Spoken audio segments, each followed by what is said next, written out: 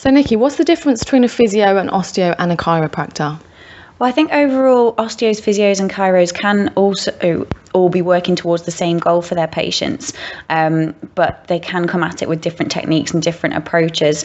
I'm sure there's plenty of osteopaths and chiropractors out there that might sort of have other things to say about what they do in their roles, but my understanding is that physiotherapists help with injury, illness and disability using a combination of manual therapy, exercise prescription and education and advice to optimize health and function and reduce pain.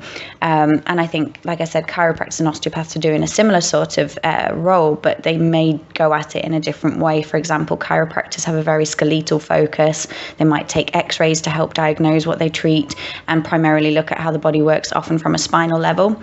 Osteopaths have a similar skeletal focus and a focus on joints and how the body moves from that point of view, similar to chiros, but aren't necessarily trained in radiography or radiology, and they also do a lot of joint manipulation. Physiotherapists, I think, look at a diverse range of conditions and injuries, and then they work by assessing the whole picture of the human body to maximise an individual's ability to move and function. So that just might mean that there's different treatment approaches from each profession, but it's trying to still optimise function and pain levels for the patient. And what types of physio are there, and what types do you offer? There's so many different types of physiotherapy. I think that's why I was interested in becoming one, because there's lots of avenues you can take with it. I'm a specific outpatient musculoskeletal physiotherapist, so I deal with outpatients. I'm not based in a hospital, and we can see people from the working mum to marathon runners to dancers, performers, singers. So we see quite a range of clientele, but equally you could work in a hospital-based setting. You could work on wards in respiratory physio, neurophysio.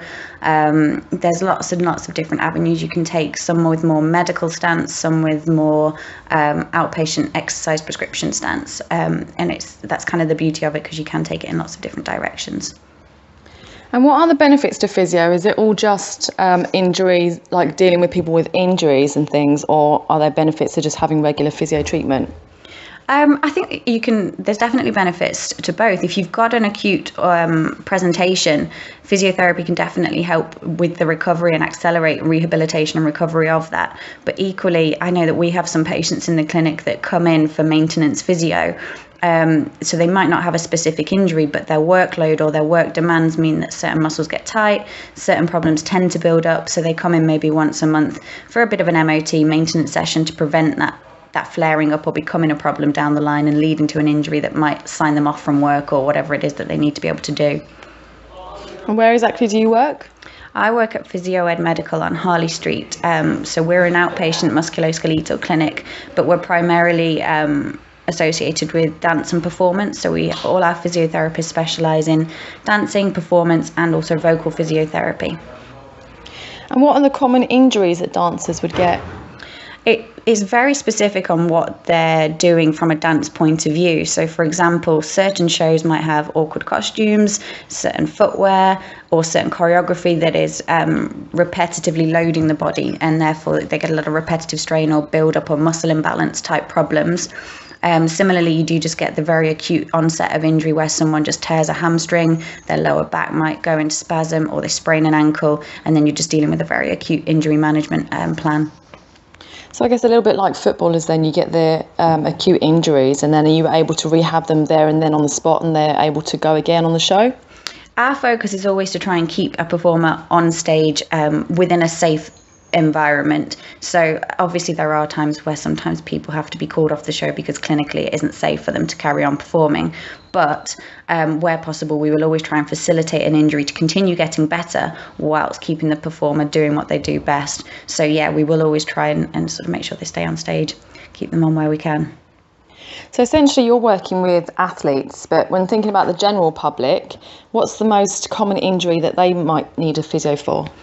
Again, it's very individual, depending on what the the general public is trying to achieve what their sort of goals are, because some people have different fitness goals. Some people may not be into fitness and just maybe have it more of a sedentary desk job where they're sat for prolonged periods. In that case, we get a lot of neck and back and upper back and lower back tension related issues. So often it's quite spinal with people that do have to sit for prolonged periods because of postural changes that happen to the body.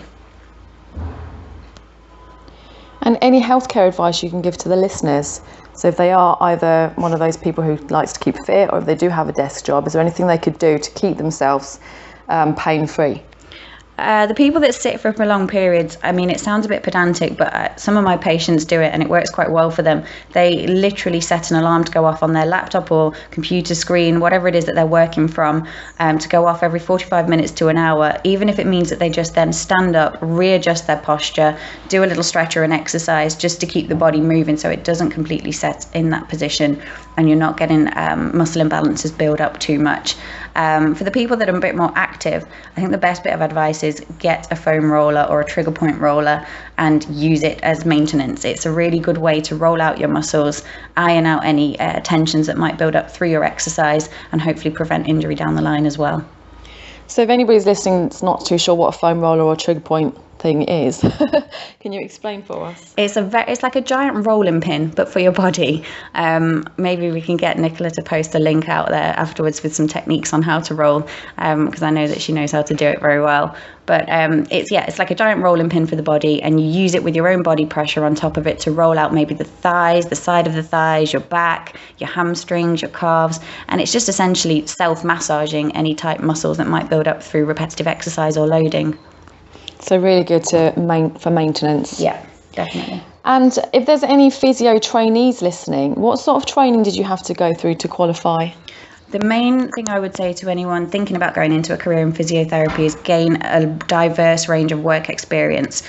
Before you even apply, it's one of the criteria that they will look for at university, that you've done a variety of work experience. So even if you're thinking down the line, I know I want to be in a musculoskeletal outpatient clinic, just do some diverse work experience. Go into the hospital, shadow, see a range of patients and a range of physiotherapy techniques, so that you know that you're going at it with an open mind and you're not too blinkered into just one side of physiotherapy. And it also might show you other areas that you actually didn't realise were out there and that you're actually very interested in. You have to do biology A-level and other A-levels as well to be able to go to university thereafter. It depends on the university as to what grades they require you to have, but often there's a bit of a rigorous interview process once you've got those grades as well. So just be good with people, be good with your study, but also get a lot of work experience. And in terms of your career, what's been your biggest achievement? I've had lots of really exciting opportunities with my career. When I first started with the clinic, I got to go to Germany as a resident physio for a musical. Let's start again. So what's been your biggest achievement in terms of your career? I've been really lucky. I've had some exciting opportunities come up since starting with the clinic that I'm with now. When I first joined, I got to go to Germany for 3 months on tour as a resident physio with a musical that was touring out there. So I got to spend time in another country whilst doing a job that I enjoy with performance physiotherapy, spending time in Germany over Christmas and New Year, which is a great thing to do as well. Wow, that's exciting. Are you allowed to tell us what the show was? All right, we'll cut that bit out. And who inspires you? Lots of people inspire me. I work with a great team of people who come from all different types of performing backgrounds, who inspire me on a day-to-day basis. I feel really lucky to be part of a physiotherapy team that has people that I can class as friends, but also as very motivational work colleagues. My boss as well, who set up the clinic, sort of went from being a one-man band physio to now setting up a very, very successful business in London's West End with lots of contracts in the West End itself, television productions, and also just the private public as well. The public sector as well. So it's just inspiring to be surrounded by such people with good motivation. And in terms of your fitness? I think a lot of physios, particularly in the line of physiotherapy that I work in, keep fit. I know a lot of the team at work have always got different goals set. They're either running, doing half marathons, or setting themselves little challenges. And I'd probably say I'm the same. Maybe it's a sort of type A physiotherapist personality. We feel the need to sort of push ourselves in lots of different ways. But yeah, I tend to keep fit quite regularly. Last year I did a Tough Mudder. This year I've got a half marathon coming up in a couple of weeks. So yeah, I'm always working towards something outside of work as well. And you've also got a bikini competition coming up, haven't you? Yes, I have. So that's this Saturday. Obviously, it's been quite up and down with the nerves on this one, as I've never done anything like this before. But my personal trainer got me into it very kindly, and we've been working together on it over the past 12 weeks with a diet and rigorous exercise plan. So it's been a really good learning curve. So just to talk to you a little bit about the bikini competition, obviously I put your name down for it because I think you were made to do bikini. You had a great physique anyway, but everybody can always make improvements and try to push themselves to do something, like you're saying with your goals with Tough Mudder and so on. Doing a bikini is another goal, and it's something else to strive to achieve. So having put your name down, other than that, what made you want to do it? Because it's you that has to do it at the end of the day. I think it was just a completely different challenge, and because, yeah, like you said, I've never done anything like this before, and I just thought actually it's a pretty good way to combine some diet and exercise changes and just see how my body responds from an intriguing point of view more than anything. I've always been fit and healthy, and my body's always been a certain level. I've never been particularly big, but it was interesting to see what my body composition could change like given the right diet and exercise plan over a set amount of time with dedication to it. And yeah, it's changed, and I'm quite surprised. And what's it been like so far? Because it is a bit of a mental challenge as well as physical, isn't it? I'd definitely say doing a bikini competition is a roller coaster emotionally. There's some days where you're excited, you're buzzing from the training, and you're seeing changes to your body and you feel great. There's other times where you're over-analysing the way you look and you feel really self-conscious. You wonder if you can do it. You doubt yourself. You're tired from the training. You're tired from working all day and then having to train. And yeah, there's times where even a hamstring curl can make you cry. But hopefully on the day, the good will outweigh those low points. So talking about low points, it must be strenuous, stressful, on your family and friends. And how have they managed to cope with it? I'm really lucky. My partner Kieran has been a supporting, very, very patient person, probably far more patient than I am, which I'm very grateful to. At times he will tell me if I am getting a bit too much or if it is just consuming me, and he sort of makes me talk about other things or just talks me around, which has been really, really good. But I would say that living with someone that's doing a bikini competition can have high and low points for that person as well as the person doing the competition. There will be times where your mood isn't up to scratch, but equally there's times where you're buzzing and very happy and enjoying the process. So yeah, it's a bit of an up and down thing for them as well. But then equally for you, living with somebody who's obviously trains and keeps fit anyway, but what about the food? So living with somebody else who's not eating the same things as you, has that been tempting or difficult? I think at the start maybe it was more tempting. I've kind of gone past the whole missing bad foods or anything like that because I was relatively healthy anyway. I think what Kieran mainly struggles with is sometimes if I'm on a strict portion, because he does train and he has a relatively fast metabolism, he needs more food than me to exist. So he has to make sure that he's getting enough calories in for what he does on a day-to-day basis and not just eating the same food as me. So I think from that point on, I then became a bit of a feeder.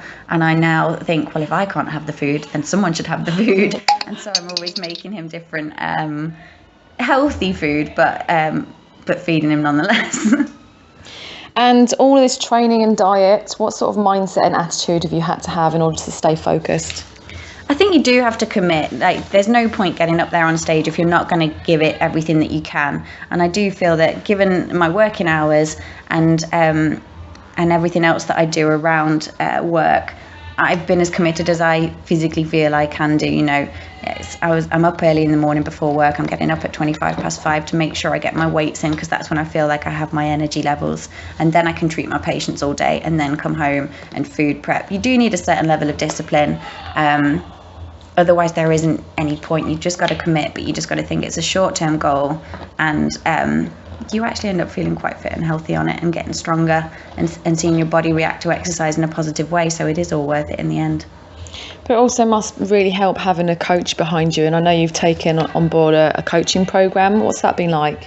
That's been really good, because I was going at this a little bit blind. There's lots of stuff on the internet about what you should and shouldn't be doing at certain amounts of weeks out of the competition, and you can sort of get a bit overloaded and bombarded and think, oh my gosh, what should I be doing? There's so much different advice out there. So at 7 weeks out, I joined the Body Novo coaching team, which has been really good because it makes me feel a little bit safer, I'm being told. And there are lots of other training providers out there for coaching. Lots. But yeah, I'm just being told exactly what macro targets I should be hitting, what training I should be doing on each day. And I just feel a bit safer and a bit more monitored. And it keeps it individual to your body type as well, because everybody reacts differently. Everybody's got different bits of their body that they need to change and tweak, and I think having a coach will make it more specific to your individual body type. And just in case you weren't sure what macros are your, the bigger nutrients that you need, so your protein, carbohydrates and fats. So what's your greatest achievement throughout this bikini process so far? Greatest achievement? Probably my six-pack. I think my stomach's always been flat, but you can pretty much see every muscle now, and that's always quite nice when you can literally see the difference in the change in your body. But also, I think it's coming to terms with a body that you're quite happy with as well. I mean, being a female that used to dance, everyone's got their sort of their gripes that they're not happy with, and their areas that they're not comfortable with. And I think it's been interesting seeing my body change in a certain way, and actually learning to love the body that I've got. And how are you feeling 4 days out? I'm a little bit sleepy. I haven't been sleeping these past few nights. I'm definitely ready to get a good night's sleep in, but I'm feeling ready for it now. I just kind of want the day to come and enjoy the process and see what the day brings, and go from there really. Brilliant. Well, this interview will be continued because after Saturday I'll be speaking to Nikki again, and we'll find out how she did on the show. And if anyone has any questions on physiotherapy, you can tweet at HazelFemOfficial, and hopefully we can get those answered for you. Thank you very much, Nikki, for coming in. Thank you for having me.